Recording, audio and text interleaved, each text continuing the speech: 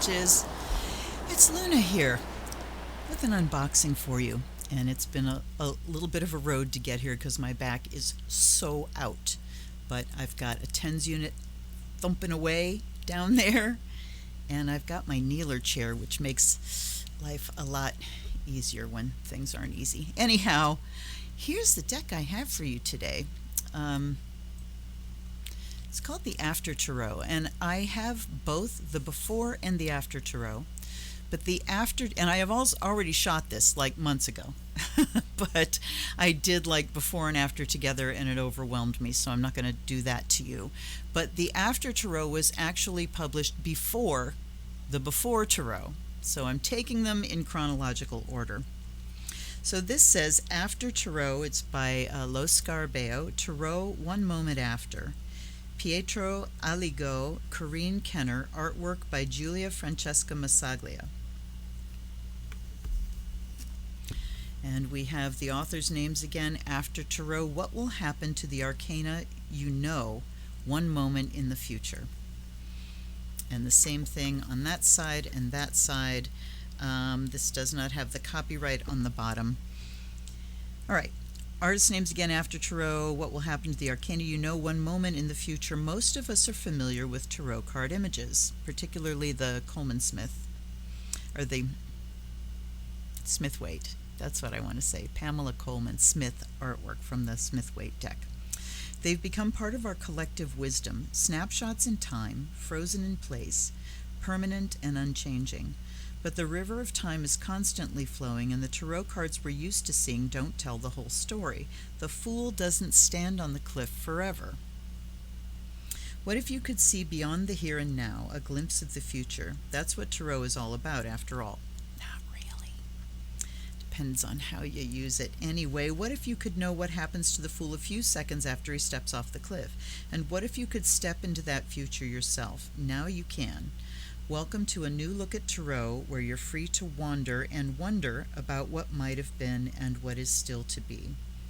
Welcome to the After Tarot. We have a nice snappy box. And the book that comes with it is called Afterthoughts, a guide to the After Tarot by Corrine Kenner. Concept by Pietro Alligo, art by Giulia, Francesca, Massaglia, and guidebook by Corrine Kenner. So Pietro Alligo is the concept artist, and then it was passed to an artist and an author. And this is copyright 2016. All right, let's go into an introduction here. There's about the artist, about the author. I like to go and see what else they've done. She illustrated the Muja Tarot and the Romantic Tarot for Lo Scarabeo. She helped create the Handwriting of Pain for the Dylan Dog comic series, along with graphic novel From Caporetto to Victory. Okay.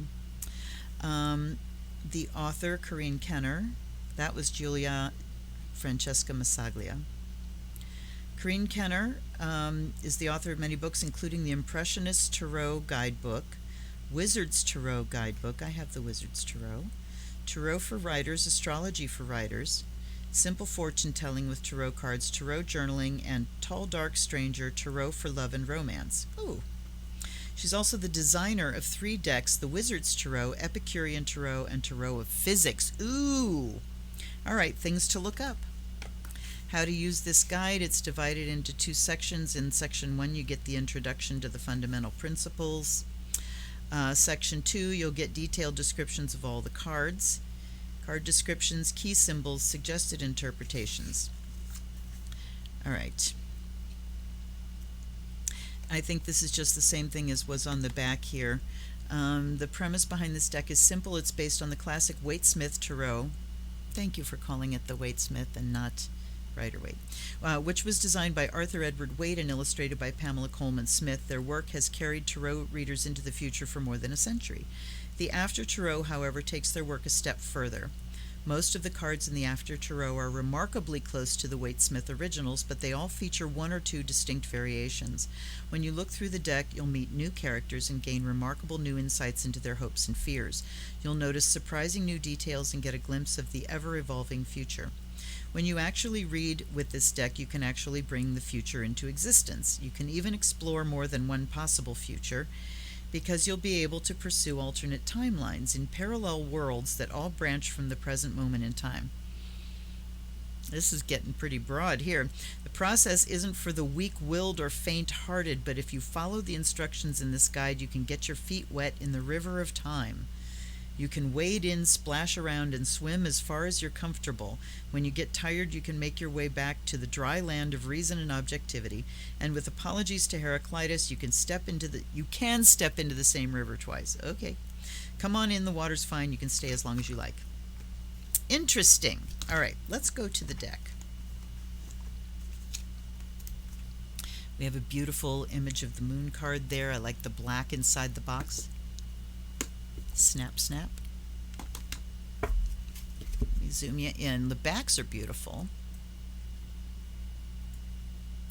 And now I haven't looked at these cards since I tried to shoot this the first time. So the backs, we have this equal armed cross. Obviously they're reversible. And then let's flip over. So we've got the picture of the High Priestess here. I think I can make myself smaller. And I think I can make these larger. All right, that's better. So you get a facing card so you can block. And then you get a special tarot invitation, the tarotassociation.net, that's coming with all the LS decks now. So you have 2 good blocking cards. And here we go, the Fool. Hanging. All right, so he has stepped off the edge. He was smelling his flower before and blissfully not watching where he was stepping. Now he has fallen off and hanging by one hand and still blissfully sniffing the flower. So if this isn't an image of obliviousness or outrageous hope, I don't know what is. I want to immediately go to the book and look at what they, how they deal with the images. Ace, ace, magician. Oh.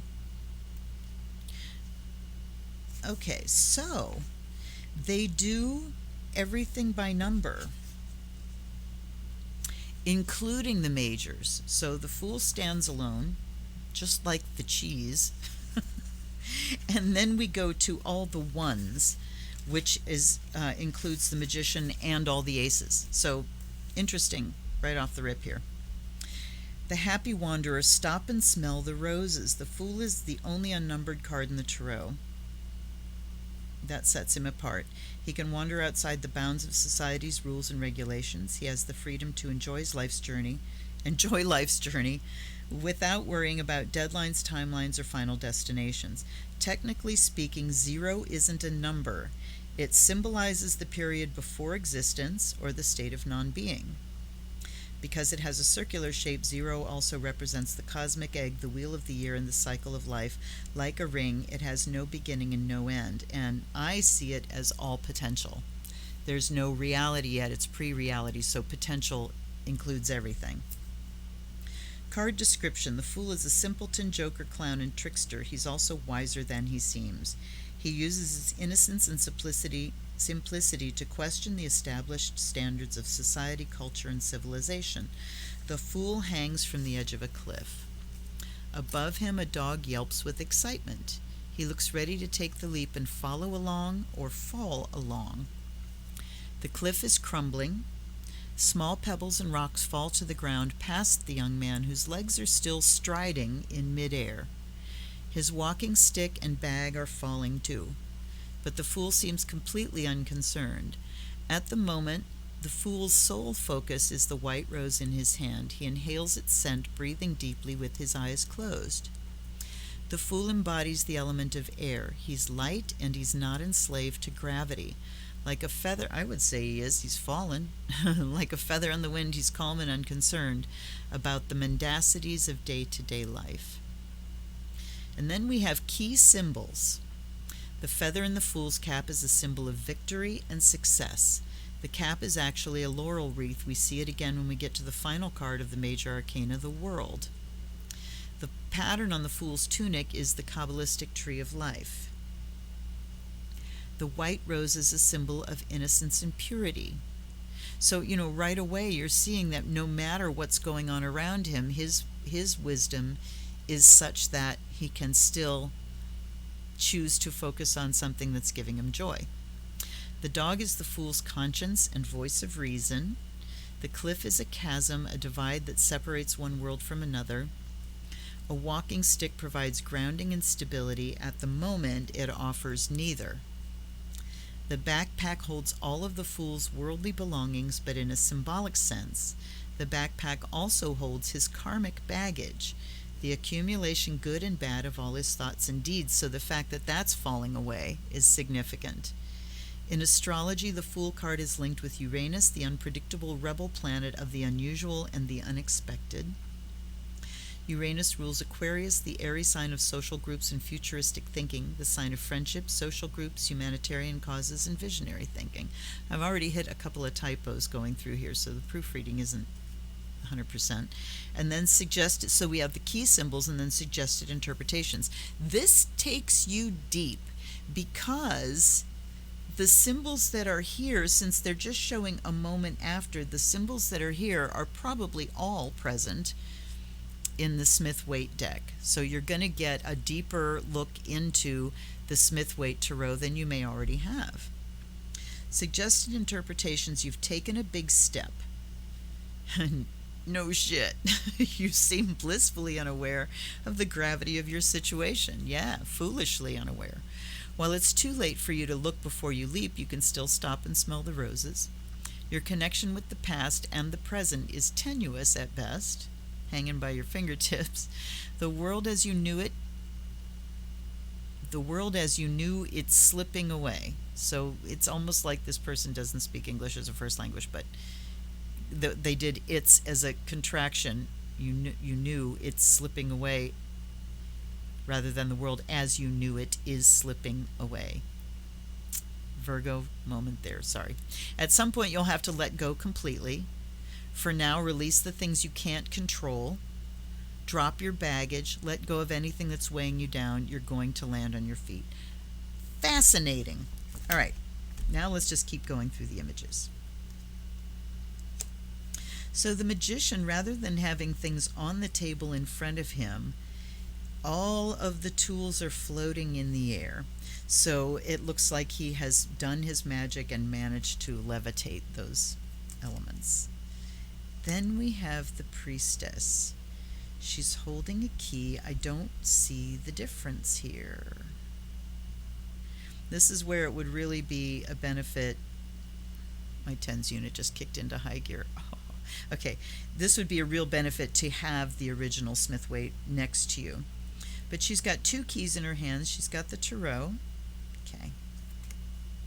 There's the Empress. The swan and signets. Again, kind of hard to see what the difference is. Maybe it's that she's holding the orb up. Here's the Emperor with the ram in front of him. The Hierophant. The supplicants are facing him rather than each other. There's crossed keys. The Lovers. Oh, so there's Eve handing Adam the apple. We've got this flaming tree image. All right. The Chariot. The Sphinxes are up and moving. It's like he's directed them to go. The Strength card. So she's not like closing the lion's mouth, she's hugging him.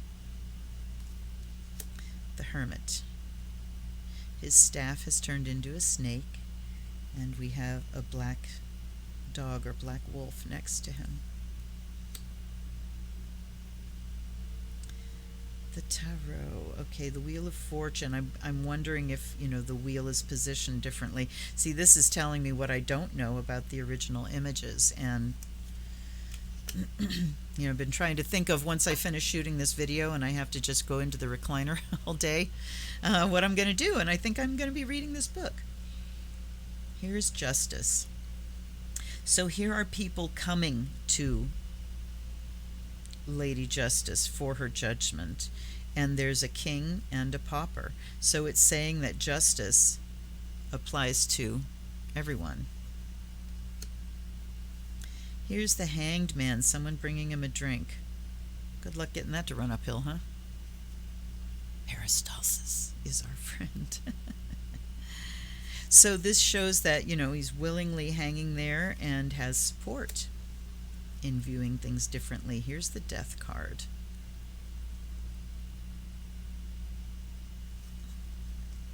Temperance. We have a dove. So he's no longer pouring the cups into each other, but the water's going into the water, and a dove is coming out of the cup. The Devil card. All right, the moment after they give in to their temptation. And we just see the tower more completely collapsed here. There's a bunch of bats flying around. We have the Star. Now she's completely in the water and pouring the water both on herself and on the land. Fascinating. And the Moon, we've got the dog and the wolf and the crayfish. And a person. Let's see here. I'm sure it's the same image, yes. Okay, just had to look. Here's the Sun. Rather than a baby on a naked baby on a horse, or one baby, now we've got two and they're kind of toying with each other. Judgment. Everybody's going up to heaven. All right, the World. And instead of the 4 fixed signs, we have the symbols of the 4 elements, which is what the magician was levitating. Here's the Ace of Cups, holding a heart. The 2. So rather than just toasting each other, they're embracing, and look at the cat. That's lovely. And we, the 3, we're just partying, that's all. The 4, that's fascinating. So in Smith-Waite, the 1 cup is being offered, and the moment after, he's accepted the cup and said, here's what I think about it. 5, somebody's drowning and this person's turning away. The 6, the children are running to the older person. 7, so he's chosen a cup.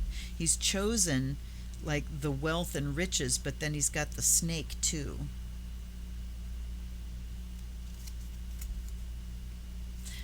Okay, I'm just curious. Let's go to the 7s. Here we go.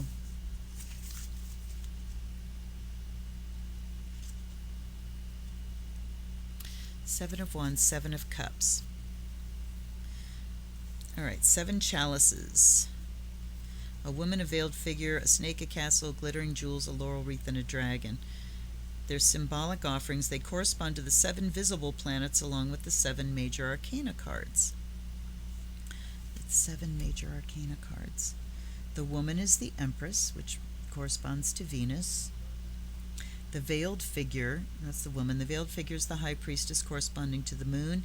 Serpent relates to the magician and Mercury. Castle on the hill is the tower and Mars. Shimmering jewels are the wheel of fortune and Jupiter. The wreath surrounds the dancer in the world card corresponds to Saturn, and the fire-breathing dragon is the sun. The gifts in each cup could lead to one's downfall through lust, deception, lies, unfulfilled promises, vanity, illusionary success, and drunkenness. Traditionally, the 7 of Cups was known as the card of illusionary success. Astrologically, it's associated with Venus, the planet of love and affection. Okay, you've made your choice. Treasure its. So funny. Should say treasure it is, but they've taken it is and made it into a contraction. Treasure its is the sentence. You won't go home empty-handed, but you might be getting more than you bargained for. So somebody's tried to put this into like colloquial English, I think, and is making contractions where there shouldn't be a contraction. Okay, time to quit daydreaming. Pick a reasonable goal, pursue it, get your head out of the clouds, come back to earth. Be careful what you wish for. Remember, everything you own also owns you. Okay, here's the 8. So she's no longer walking away. He's walking away, but she's there. There's water, there's wine. She's looking in these cups. And as the wish card, he sits there smiling with all these wonderful full cups behind him at the feast, and now he's being served the feast. The 10. Families outside having a fire, enjoying themselves. There's the page. The fish has leapt out of the cup, and he's looking a little surprised. The knight drinking the cup. The queen, is she putting the fish back into the cup? I don't know. And the king is pouring it out. All right. The ace of pentacles. You know what? I want to look at the courts of cups.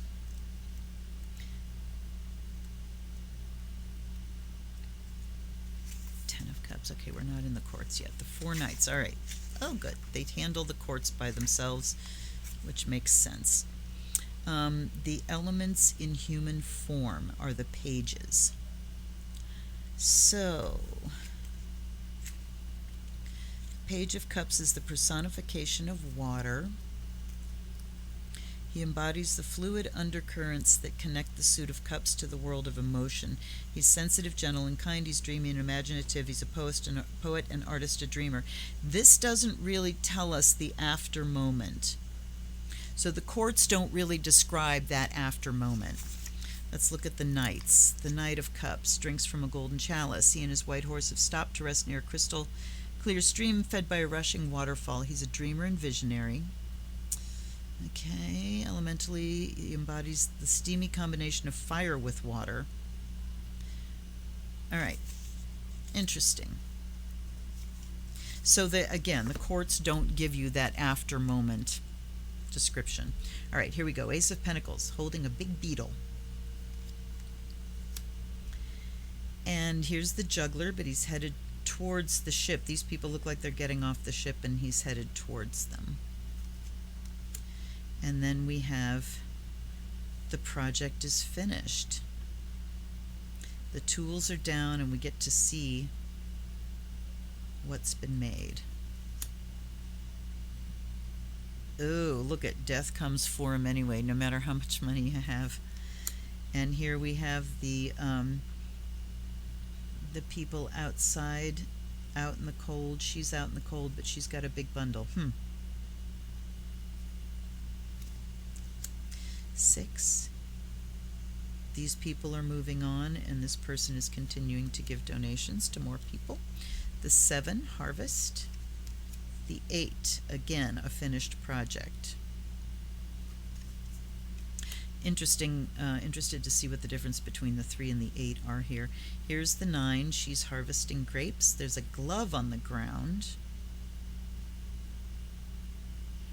All right, let me see if it says. The 9's right to it.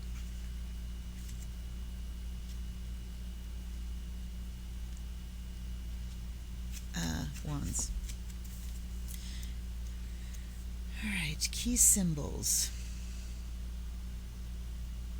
The 9 of Wands is another card that looks like... Oh, wait, this is Pentacles. Duh. Sorry. Okay. Symbolizes financial security.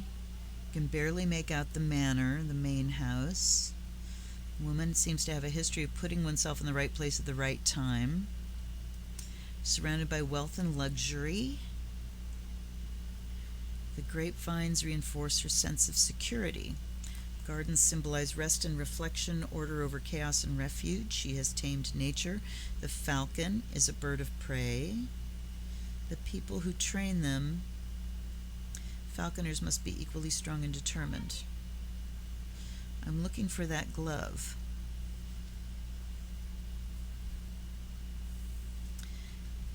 Traditionally, it was known as the card of material gain. Astrologically, it's Venus. All right. Hold on, I'm going to keep looking here. this bugs me.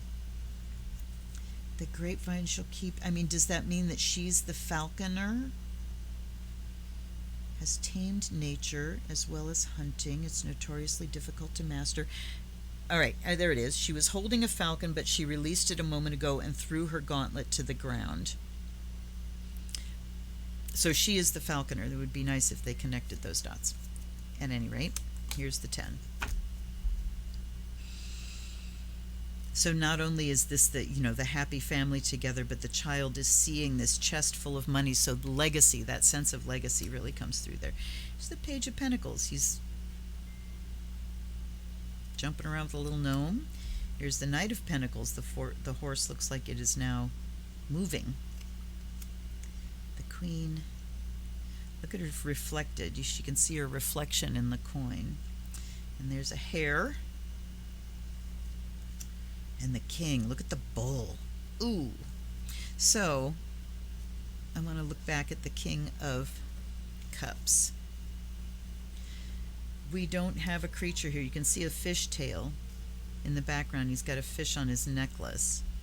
But if this were for the fixed signs, then we would see like a serpent or an eagle, which is Scorpio. We don't see that.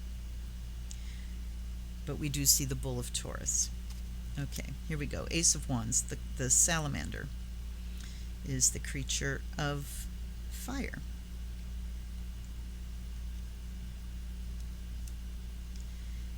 And now a partner has joined him. So you get this element of partnership that's, kind of inherent in that card, but there it's pretty explicit. I like that. And this guy's a falconer too, sending the falcon off to bring something back. Or bring something down anyway. And here we have the marriage card, and look at the wagon carrying away the revelers. 5. The moment after, they've all sat down and gone, wait, this ain't working. The 6, he's putting a laurel on her head. The 7, yikes, now he's coming down off of that mountain saying, I'm have at you. All right. Getting ready to shoot his own arrow into the air. Now somebody else is here with the 9. So somebody else is here to help defend. And 10, whoops. He's had to drop his load. There's the Page walking away from someone. The Knight in full gallop. The Queen. And the King. And now we have the swords with the falcon. So now her swords have been taken by 2 knights that are going to fight each other. And is she peeking out from under that blindfold? I don't know. This is having the heart bound up after being stabbed. Someone commemorating the effigy. Voila! The 5 going, yeah, off you go. And your little dog too. The 6, we've made it to safe ground, and we're getting off the boat. All right, haha, I'm getting away with something, but he's getting ready to step in a trap, so you're going to be caught. Ooh. And then the 8, someone's come along to cut the bonds.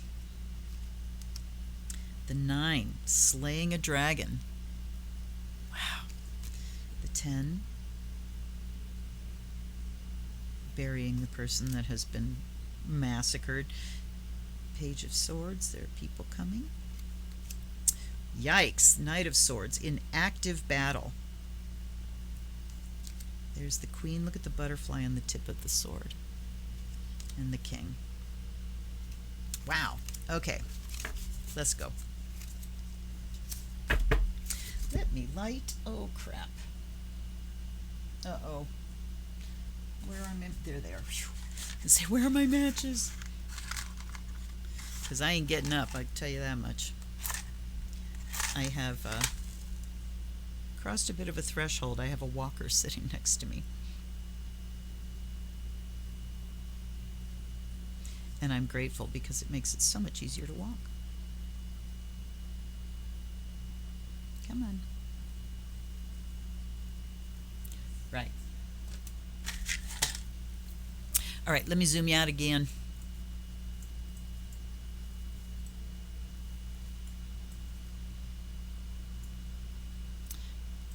Okay, now let's give it a shuffle as we're waiting for. Ooh! All right, that took me completely by surprise. These are stiff. I was expecting, the U.S. Games shuffle. This is a Los Scarabeo shuffle. And, Los Scarabeo's little box decks usually shuffle quite nicely, just like U.S. Games do, but this one is rough. All right, that's my first negative. All right, let's stop for a mo. And I'm going to give it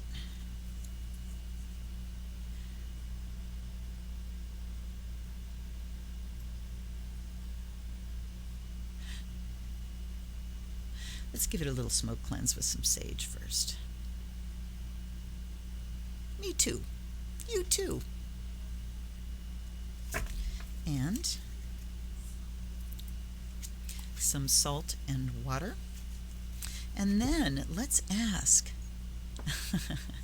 You can see what I have here on the desk. It's one of Pyewacket's pipe cleaner balls.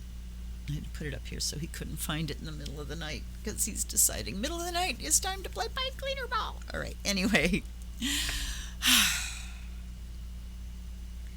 I welcome and thank all my ancestors and allies, guides and guardians for being here with me today. I gotta say it, I thank you for just the ability at all to sit here and shoot a video. Grateful. Please help my mind be clear, and let me connect with the messages that this deck has to offer. I offer you this fresh water, and I offer you the fire of Azrael.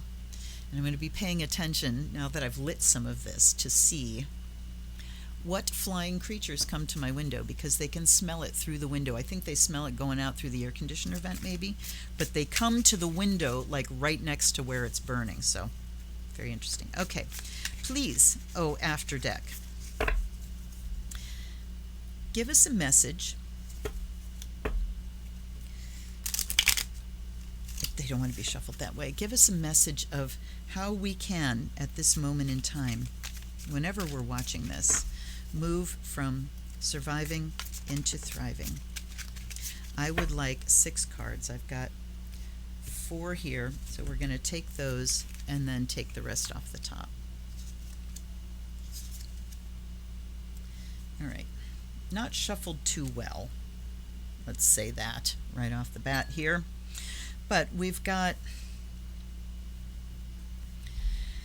okay, 10 of Wands says we're carrying a load. Let's read.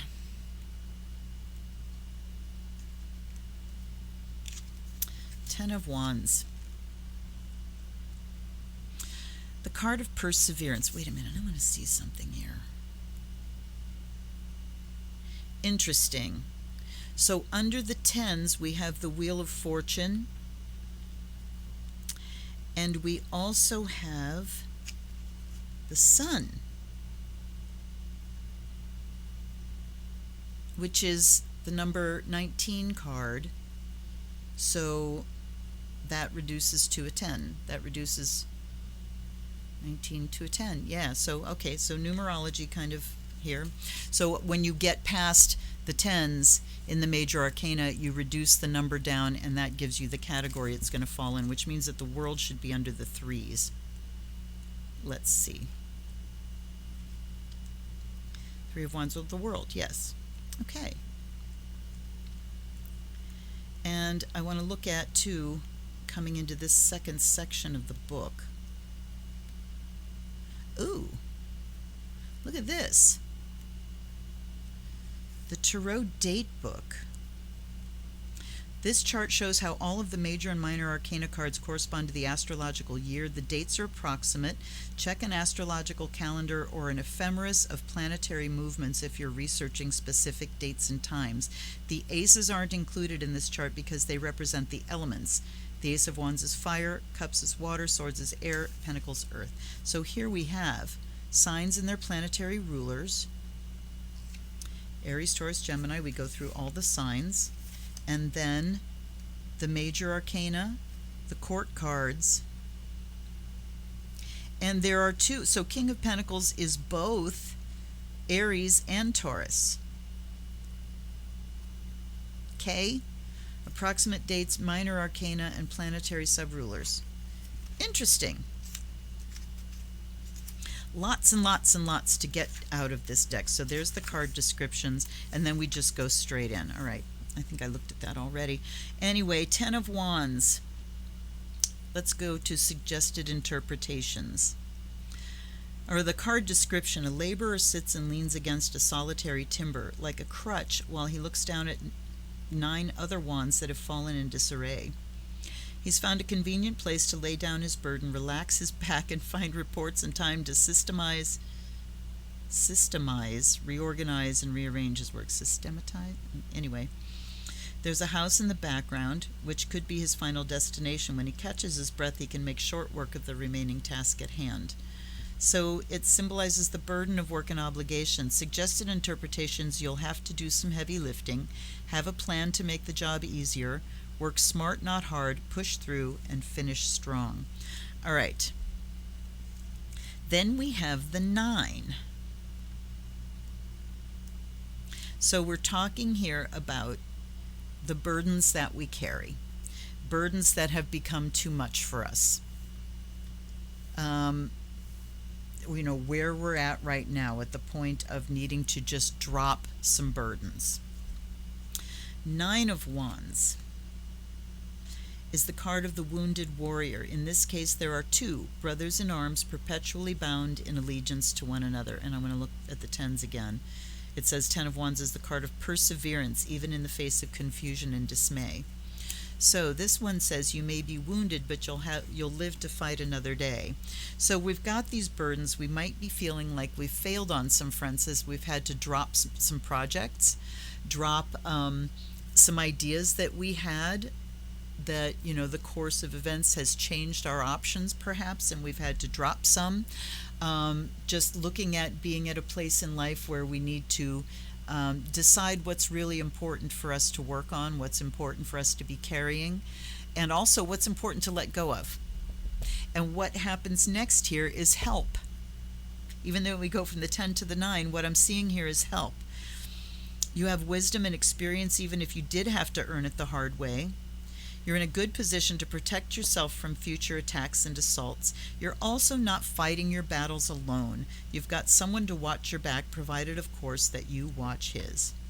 You're part of a band of brothers and or sisters, humans. Let's say humans. So this is a card of saying that there is help, ask for it.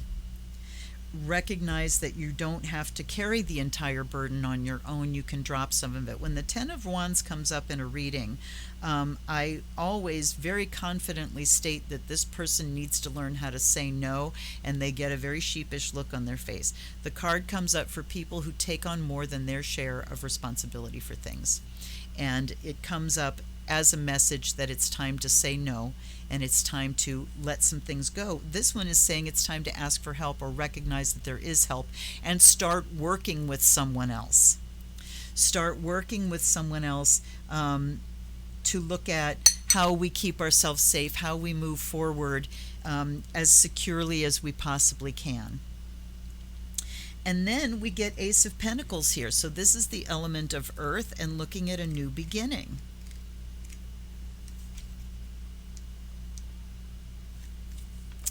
All right, the gift of life is what this card says.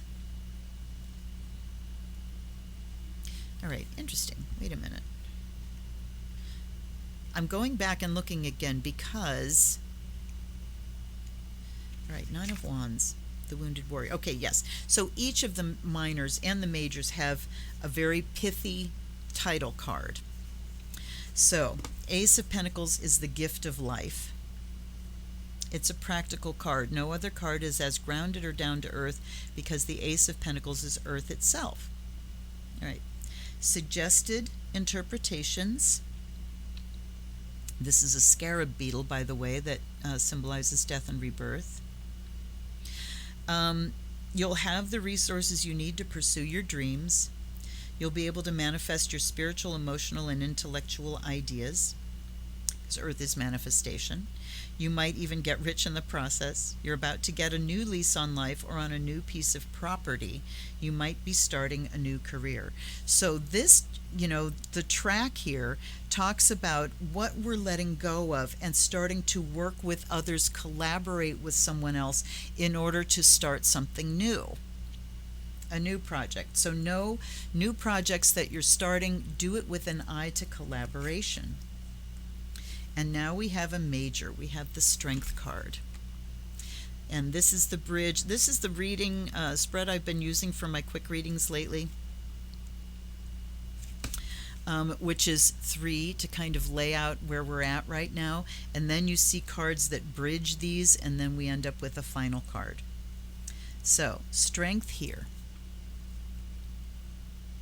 Beauty and the Beast is what this says. The Strength card illustrates the courage everyone must find within himself or herself. It's a card of fortitude, willpower, and nerve, as well as grit and determination. It's also the card of energy, action, and passion. All right, so we see her embracing the lion, embracing courage. So looking at this is very much more symbolic. When I see the Strength card, I talk about endurance and being able to love something into through its transition or whatever, rather than force. Okay, you have the heart of a lion. You might not think of yourself as courageous. You're probably as nervous and afraid as everyone else, which you can't be courageous if you're not afraid. What sets you apart is your ability to move forward despite your doubts. You can face your fears and you're in control. Interesting. So this does bring an element of control to this, that we don't have to get downhearted. I mean, the expressions here are all very frowny and even suspicious. Frowny and doubty. This is saying, take heart, have courage. You're stronger than you think you are. You can put this back together.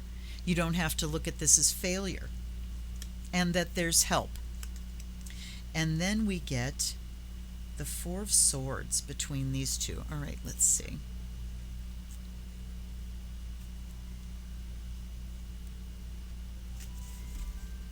Ah, crap, hold on.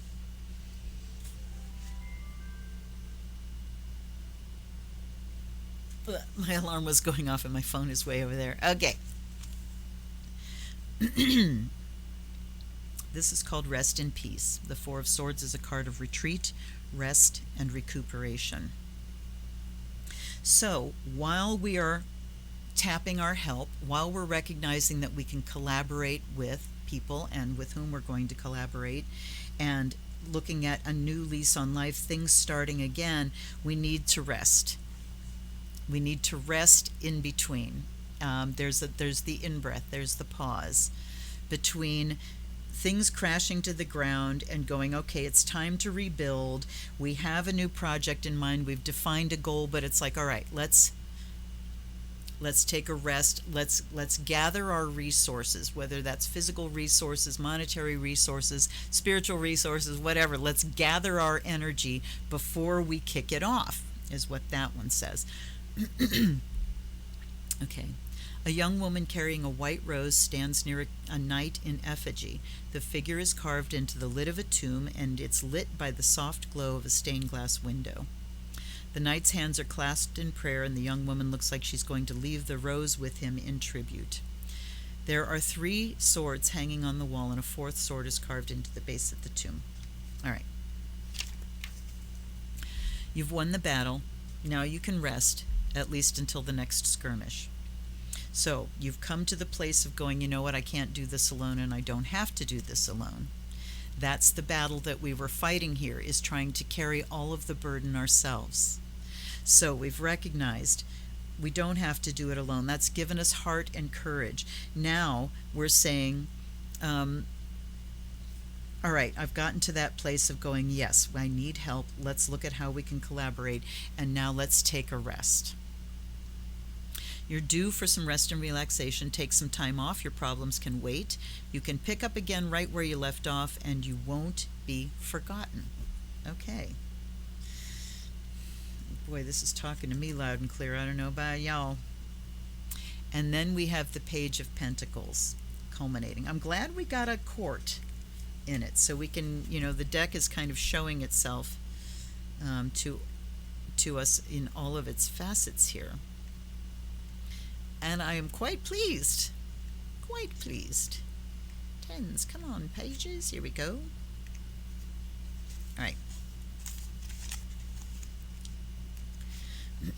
Page of Pentacles is the personification of earth. So, this is the element of earth. This is the personification of earth, just like the elemental creature next to him, a gnome. Yay! So we've got the classical, like Wiccan, witchcraft elemental creatures. Gnome is earth, salamander is fire, undine is water, and sylph is air. So now I want to go to the other pages and see. Actually, we've got the pictures right there. I will look at them.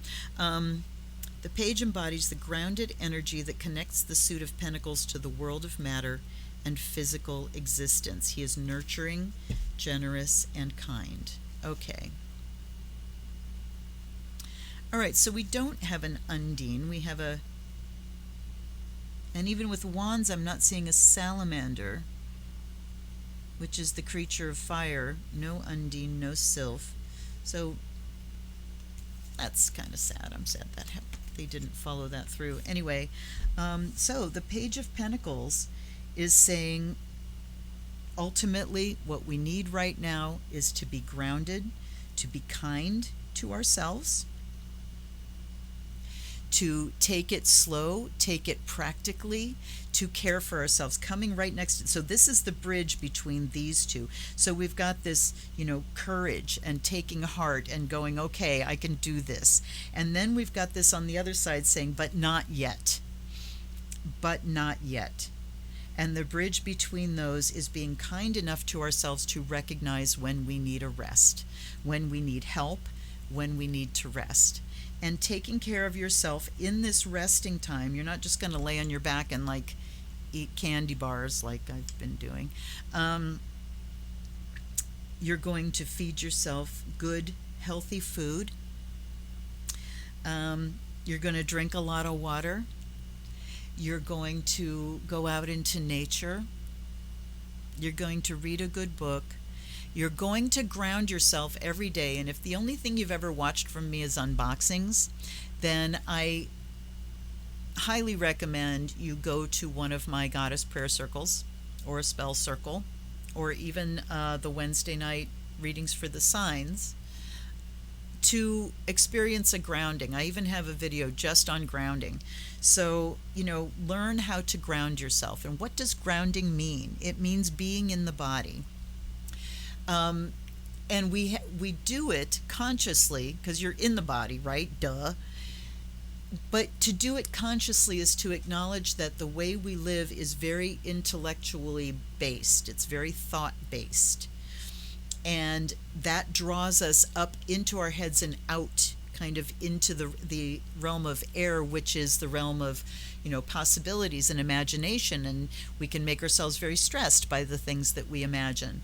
So grounding is coming from your head down into your body.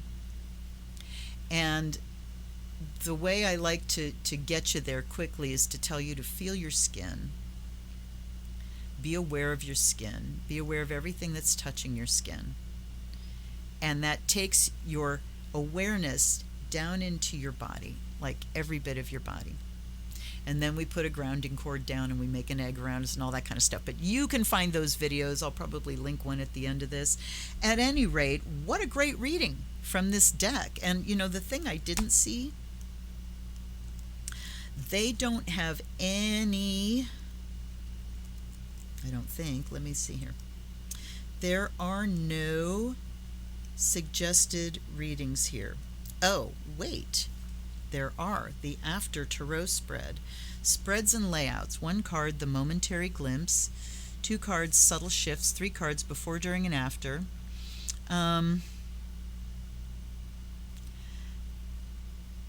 So it's talking about telling stories, tips and hints how to read the cards.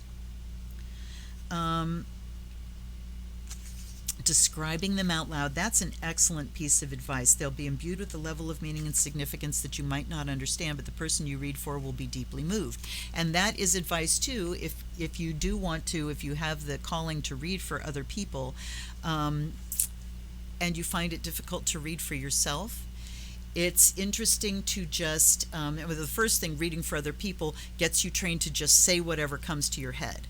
You know, don't edit, just say it. And then it doesn't have to make sense to you. And then when you're reading for yourself, to just read out loud as if you're reading for someone else, and then listen to that as if it's coming from someone else. All right, let's see here. Alternate timelines. So start with a single card to represent your current situation, then deal 2 parallel rows of cards next to it to reveal 2 possible courses you could take, 2 separate futures, yours for the choosing and the taking.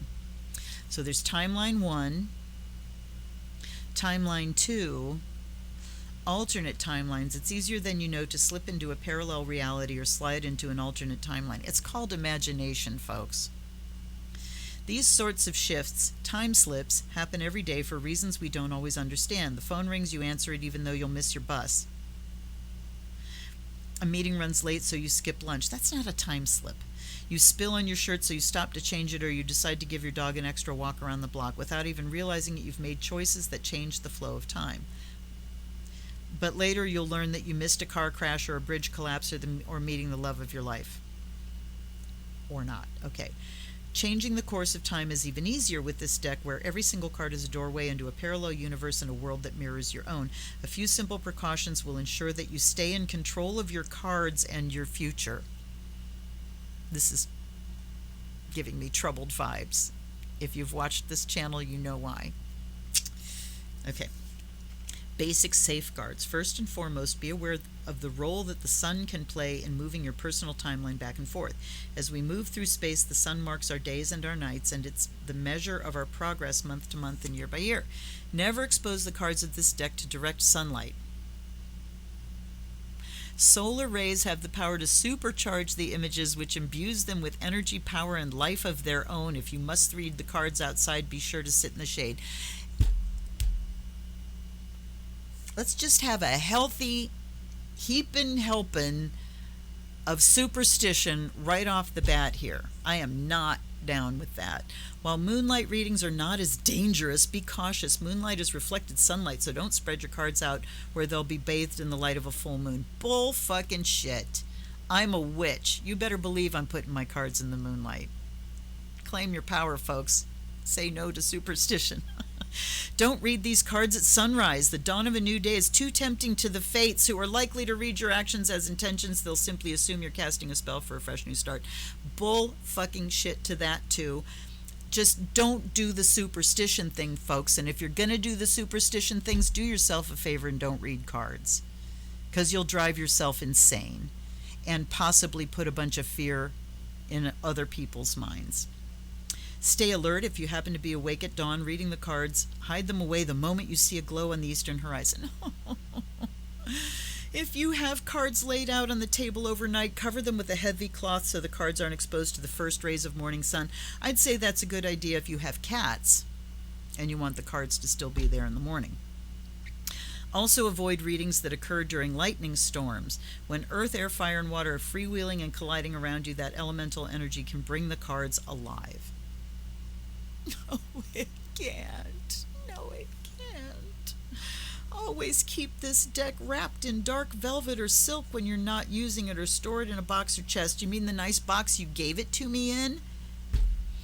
Whatever container you choose, make sure it's dark and impermeable to light. Keep detailed records. Okay. How to turn back time. Oh my God, I don't even want to read this part.